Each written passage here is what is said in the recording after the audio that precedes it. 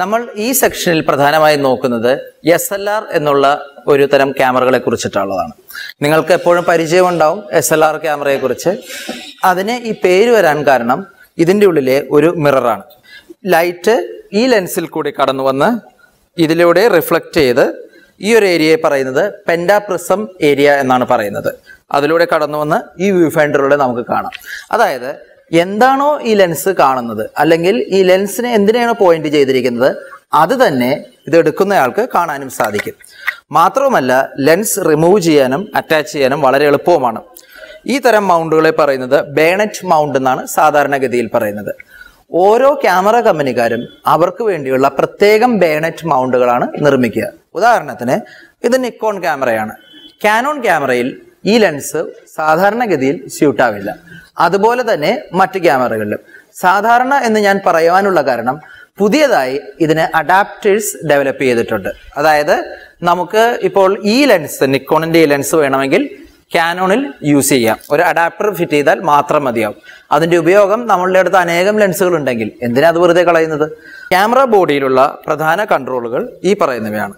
ഒന്ന്, ഇതിനെ നമ്മൾ പറയുന്നത് ഫിലിം അഡ്വാൻസ് ലിവർ എന്നുള്ളതാണ്.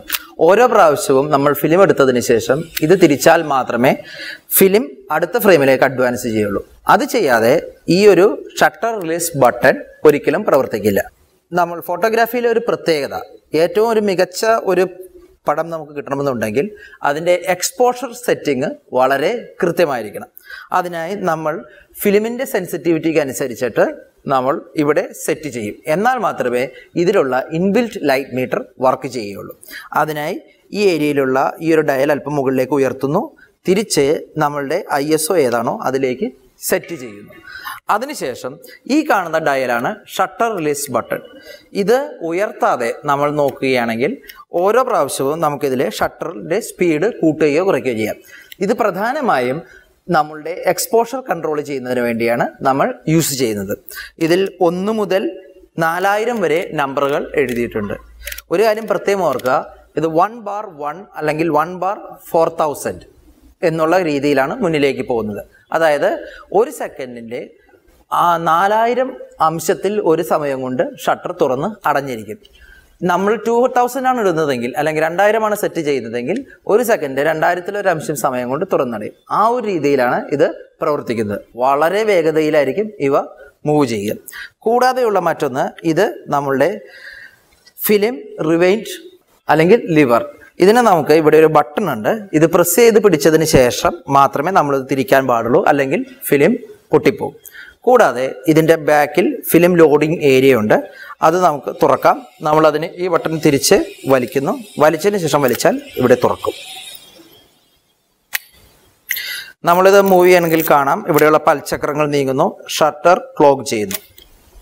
ഇതിപ്പോൾ ഞാൻ B എന്ന് പറഞ്ഞ പൊസിഷനിൽ ഇട്ടത് കൊണ്ടാണ് ആ ഒരു വേഗതയിൽ വർക്ക് ചെയ്യുന്നത്. കൂടാതെ ഞാൻ ഇതിൻ്റെ സ്പീഡ് കൂട്ടുകയാണെങ്കിൽ നിങ്ങൾക്ക് അതിൻ്റെ വ്യത്യാസം കാണാം. ഇതിപ്പോൾ ഞാൻ 4000 എന്നുള്ള വേഗതയിലേക്ക് ഇട്ടു. അതിനുശേഷം ഞാൻ പ്രസ് ചെയ്തു, ഓൾമോസ്റ്റ് നത്തിങ്. അതിനുശേഷം ഞാൻ 1 എന്ന് പറഞ്ഞിട്ടുള്ള സ്പീഡിലേക്ക് ഇട്ടു. നമുക്കൊന്നുകൂടി നോക്കാം. ഒരു സെക്കൻഡ് നേരത്തേക്ക് ഇത് തുറന്നിരിക്കുന്നു. B എന്ന് പറഞ്ഞിട്ടുള്ള ഒരു പൊസിഷൻ ഇതിലുണ്ട്, അത് ബൾബ്. നമ്മൾ ഈ ഷട്ടർ റിലീസ് ബട്ടൺ പ്രസ് ചെയ്ത് പിടിക്കുന്ന അത്രയും നേരം മുഴുവനായും ഇത് തുറന്നിരിക്കും. ഈ കാണുന്ന പൽചക്രങ്ങളിലൂടെയാണ് ഫിലിം മുന്നിലേക്ക് തിരിയുന്നത്. ഫിലിം നമ്മൾ വെക്കുന്നത് ഇവിടെയായിട്ടാണ്. കൂടാതെ ഇവിടെ നമ്മൾ ഫിലിമിനെ ലീഡർ എന്ന് പറയുന്ന പോർഷൻ ഇങ്ങോട്ടേക്ക് മാറ്റുന്നു. അതിൽ വെച്ച് അതിനുശേഷം ഇതിങ്ങനെ വൈൻഡ് ചെയ്ത് കറക്റ്റ് ചെയ്തെടുക്കുന്നു. നമുക്കതിനുശേഷം ഇത് അടയ്ക്കാം. തുടർന്ന് നമ്മൾ ചെയ്യുന്നത് ഇത് 1-2 പ്രാവശ്യം വൈൻഡ് ചെയ്ത് ഫിലിം നമ്മൾ മൂവ് ചെയ്യും. കാരണം ലോഡിങ് കറക്റ്റ് ആണെങ്കിൽ നമ്മളിത് ടൈറ്റ് ചെയ്തതിന് ശേഷം ഇത് തിരിച്ച് കറങ്ങിക്കൊണ്ടിരിക്കും. സ്വാഭാവികമായും കൃത്യമായി ലോഡിംഗ് നടന്നില്ല എന്നറിയാം. ഇവിടെ ഒരു ഇത് തിരിയുന്നതനുസരിച്ച് ഇത് കറങ്ങിക്കൊണ്ടിരിക്കും. നിങ്ങൾ യഥാർത്ഥത്തിൽ ലോഡ് ചെയ്തിട്ടില്ല എങ്കിൽ പോലും ഫിലിം ഒരിക്കലും അഡ്വാൻസ് ചെയ്യില്ല, പകരം ഇത് മാത്രം വെറുതെ കറങ്ങിക്കൊണ്ടിരിക്കും.